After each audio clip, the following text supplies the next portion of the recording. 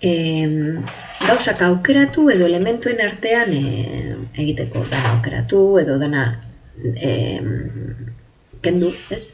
Adibidez, horrein ikusko. Nik baldin badaukat hau, klik egitean zuzenak, ez?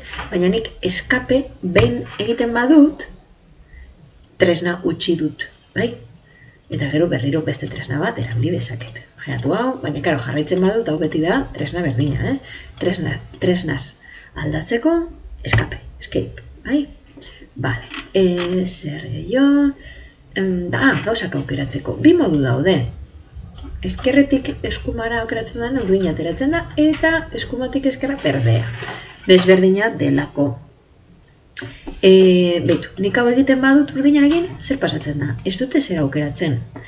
Norabide horretan egiten dudanean, elementu, entitate osoa harrapatzen duzun elementuak bakarrik harrapatzen ditu, beitu, adibidez hemen. Edo hemen zer harrapatu dut osorik, zirkunferentzia bat bakarrik, bai?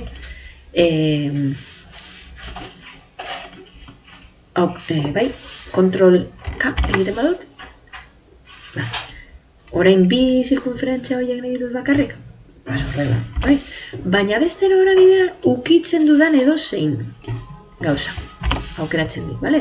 Ze batzutan igual ez duzu nahi, bueno, batzutan baliagarria da norabide honetan, eta kontrol K, eta batzutan baliagarria da beste norabidean.